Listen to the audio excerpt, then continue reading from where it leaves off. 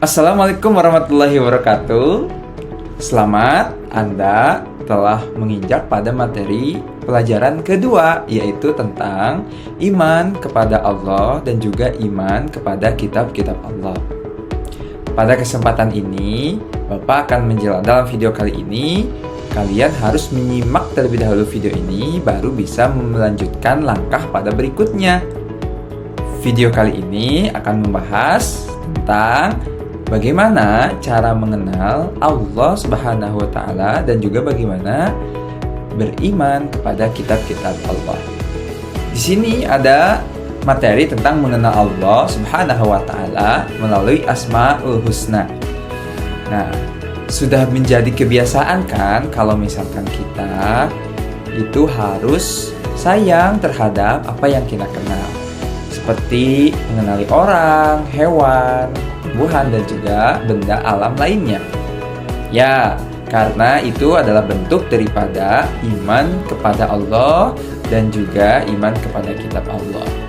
Nah, iman kepada Allah itu bisa melalui dengan Asmaul Husna. Asmaul Husna itu apa? Asmaul Husna itu adalah nama-nama Allah yang baik yang harus kita imani. Karena kenapa? Karena nama-nama Allah itulah yang menjadi keagungan Allah untuk kita harus imani. Nah, di sini ada 99 Asmaul Husna ya yang terdapat dalam Al-Qur'an. Namun beberapa hanya saja yang dijelaskan pada pelajaran kali ini. Yang pertama itu Al-Mumit. Al-Mumit itu artinya mematikan. Nah, kemudian Al-Hayyu itu artinya Allah Maha Hidup. Kemudian Al-Qayyum artinya Allah Maha Berdiri atau Mandiri. Dan Al-Ahad itu artinya Allah Maha Esa. Loh, kenapa? Coba kita jelaskan ya, kenapa Al-Mumit mematikan? Karena Allah Maha Mematikan itu setiap yang bernyawa itu pasti akan mati. Jadi kematian itu ya tidak dapat dihindari oleh manusia. Juga kematian itu bukanlah sesuatu yang ditakuti. Akan tetapi kematian adalah tangga menuju kebahagiaan abadi. Pinter.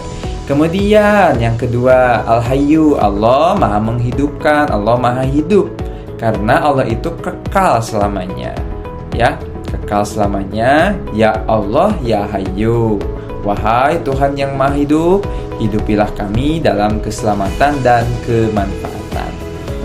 Nah, berikutnya Al-Qayyum. Al-Qayyum itu apa? Al-Qayyum itu yang Maha Berdiri Mandiri. Kenapa? Ya karena Allah berdiri sendiri. Allah itu memberikan pendidikan kepada manusia supaya hidup tidak selalu bergantung kepada orang lain. Dan yang terakhir adalah Al-Ahad. Al-Ahad itu Allah Maha Esa. Qul huwallahu ahad. Ya, artinya bahwa katakanlah Muhammad, dialah Allah yang Maha Esa. Esa itu tunggal, ya. Tak ada sekutu baginya, tak ada yang sama dengannya. Seperti itu. Ya, selanjutnya anakku sekalian, kita lanjut pada iman kepada kitab-kitab Allah. Mengenal iman kepada kitab-kitab Allah yuk. Hayu. Dalam Quran surat An-Nisa ayat 136 menjelaskan bahwa wahai orang-orang yang beriman, tetaplah beriman kepada kitab Al-Quran yang diturunkan kepada Rasul-Rasulnya. Ya. Nah, itu adalah perintah dari Allah melalui Al-Quran itu sendiri ya. Nah, nama-nama kitab Allah itu ada berapa sih? Pasti kalian sudah hafal lah. Yang pertama itu ada kitab Taurat, yang kedua ada kitab Zabur, kemudian yang ketiga ada kitab Injil, dan yang keempat kitab Al-Quran. Kalau kitab Taurat itu diturunkan kepada Nabi Musa, pinter. Kemudian kitab Zabur itu diturunkan kepada Nabi Daud, pinter. Kemudian kitab Injil diturunkan kepada Nabi Isa, pinter. Dan yang terakhir adalah kitab Al-Quran diturunkan kepada Nabi Muhammad SAW.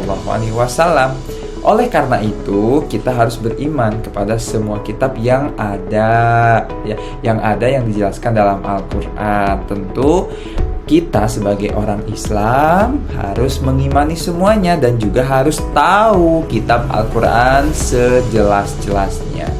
Al-Quran itu kan ada 114 surat, terbagi dalam 30 juz, ada juga 6.236 ayat, dan diwahyukan selama 22 tahun, 2 bulan, dan juga 22 hari. Ya, pada intinya kita harus kenal, ya, kenal siapa? Kenal Allah dan juga kenal apa? Kenal kitab-kitabnya.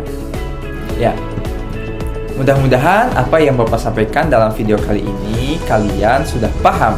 Dan untuk lebih memahaminya, kalian boleh next pada kegiatan belajar berikutnya pada ilmu LMS SDN 4. Dadah, selamat belajar. Wassalamualaikum warahmatullahi wabarakatuh.